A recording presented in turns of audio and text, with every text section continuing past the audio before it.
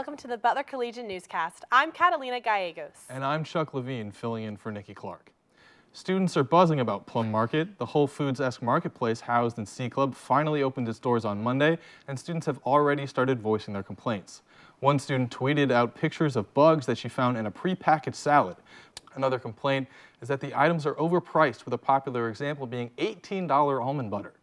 Some students are in favor of Plum Market's products, such as those with dietary restrictions like gluten-free or vegan diets.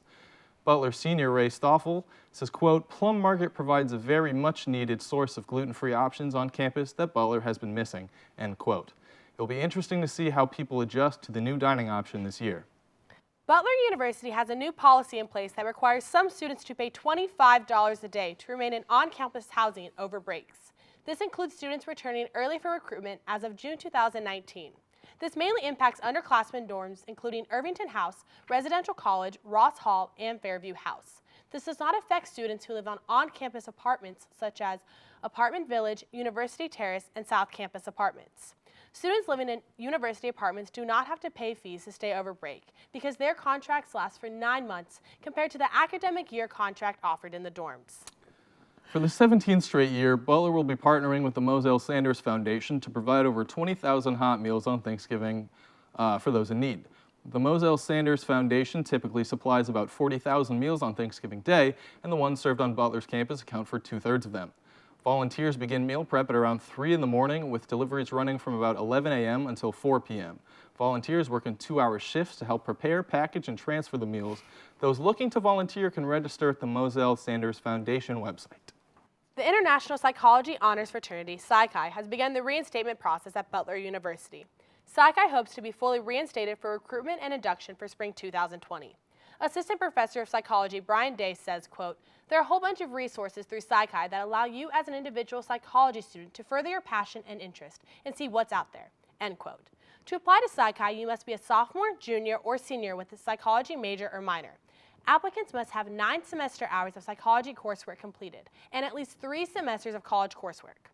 Students must also have a minimum of a 3.0 psychology course GPA and a cumulative GPA that ranks in the upper 35% of their class.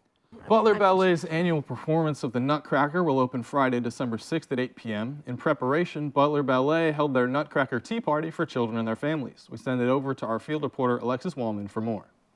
This past Sunday morning, November 17th, Butler Ballet hosted their annual Nutcracker Tea at the Stratton Center for the Arts Lobby. This event was held to promote Butler Ballet's The Nutcracker. Families came to meet and have tea with the Sugar Plum Fairy and her friends. The Butler Ballet students dressed up as their characters to interact with the families. They were able to see a sneak peek of the show, make holiday crafts, and hear the story of the Nutcracker. Some kids were even taught some of the choreography that they will see in the performance. This event was held so that the younger audience could feel like they were a part of the Nutcracker's production. The Nutcracker is running from December 5th through the 8th and includes Memorial Hall. More information on purchasing tickets can be found online at butlerartscenter.org. Disney Plus launched on November 12th. Our global analyst Kat Embry has some thoughts on the new streaming service. That's right, last week Disney threw their proverbial hat into the ring of online content. This is being called the start of the streaming wars. The term is being used to describe the ongoing battle between providers like Disney, Netflix, and Apple. Each company competing for money and audience attention. The pull of Disney Plus is the nostalgia factor. Many shows that haven't been available anywhere else have been released this week, including classic movies and animations. Just like Amazon Prime and Netflix, Disney are also creating new content, including a long-awaited series in the Star Wars universe. This has translated into more money for Disney, as before launching last week, Disney Plus had already got 10 million sign-ups. Disney Plus is relatively cheap, as you can get a monthly subscription for just $6.99. Apple TV is cheaper at $4.99, with Hulu and Netflix coming in at the most expensive at $11.99 and $12.99 respectively. With this flooding of the market, consumers are unlikely to want to pay for multiple platforms all at once. It remains to be seen which service will win out. But with experts expecting 15 new platforms within the next 6 months, the bubble is going to burst soon. This will unfold in the coming months, and I'll be sitting watching with my popcorn. Back to the studio. Thanks, Kat. Now we head on over to the world of Butler sports. What's going on, Jake? Thank you, Chuck.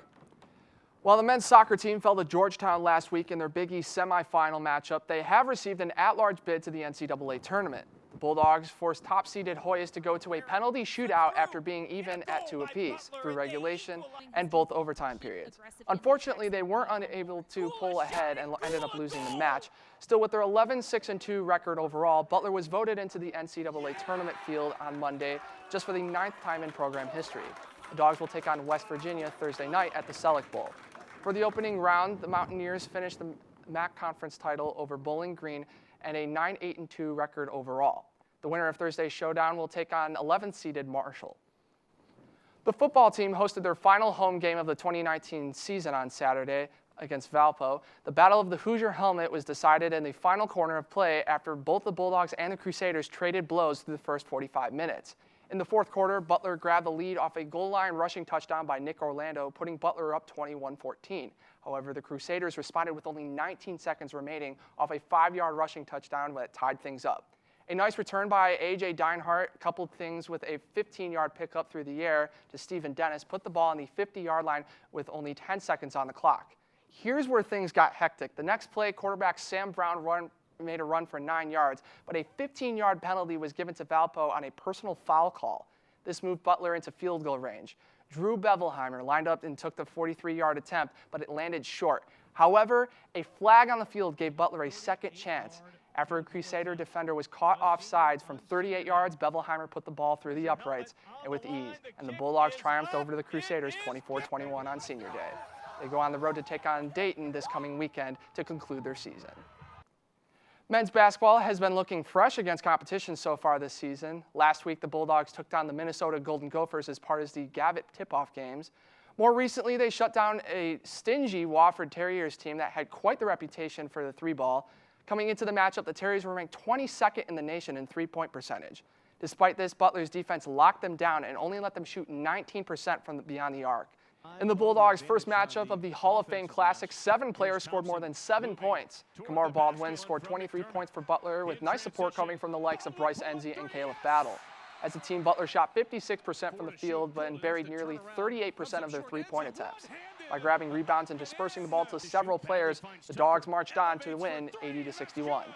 But this game and the others that have preceded it have been won by means that go beyond that of the stat sheet. For more on how the Bulldogs have morphed into the team that we see today and have seen so far this season, we send things over to Chelsea Groves for another edition of the Collegian Basketball Breakdown. This week on the Collegian Basketball Breakdown, I'll be talking about a few lessons that I've learned about the team so far this season, especially last week, really breaking down the 2 wins over Minnesota and Wofford. The Bulldogs were tested down the stretch in both games, and that leads into the first lesson I learned. Closing out games, defense was a significant factor. I would say it was the game changer in these 2 games. Butler took down the Golden Gophers 64-56 early last week, but only on 21 made field goals in this game, shooting 38% from the field. That's the lowest it's been in the 2 categories in the 4 games played so far this season. But the critical factor in this game, Butler's defense pulled through. Minnesota shot 33% from the field, high and tight closeouts from Butler's defense, a lot of awareness and communication when it came to defending their backcourt.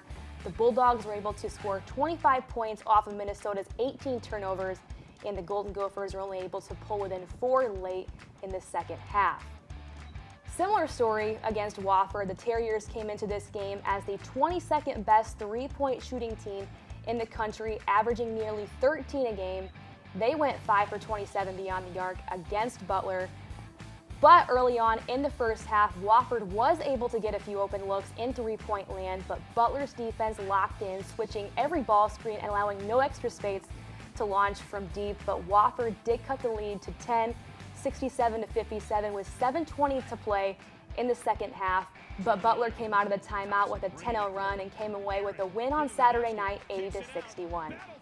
Closing out games in the future will be important for this team. Looking back on last season, Butler was up 9 with 9.5 left to play against Indiana, lost on a buzzer beater, up 10 at Xavier with 5.5 to go. Couldn't come away with it, but the experience and maturity has nowhere to go but up with this team. Big East play is still a little bit down the road, but the execution and awareness on both ends of the floor has been efficient and is definitely on the rise. My other lesson learned, Butler has a multidimensional offense. Yes, Kamar Baldwin scored 50 points combined last week, but this team does have multiple ways to generate offense at the end of the day. The ball screen from the big men in NZ and Golden provide more than just the pick and roll option. It creates isolation for a Butler guard to make another basketball decision. Baldwin and Thompson are able to read their defense when they're in the break and also in the half court. They're able to get deep into the lane and kick out to anyone on the perimeter. Wing players are able to make an entry pass into the post, and everyone is crashing and looking to contribute and distribute, with 7 Butler players scoring at least 7 points against Wofford. The rotation isn't showing any extreme liability on both ends, which is definitely momentum heading into the Hall of Fame Classic next week. And there you have it, Chelsea's Collegian Basketball Breakdown. Catalina, Chuck, back to you. That's all for this week's Butler Collegian Newscast. To stay up to date with all things news on Butler's campus, visit us at butlercollegian.com or on Twitter at Butler Collegian. I'm Catalina Gallegos. I'm Chuck Levine. And I'm Jake Bedell. Have a great week, dogs.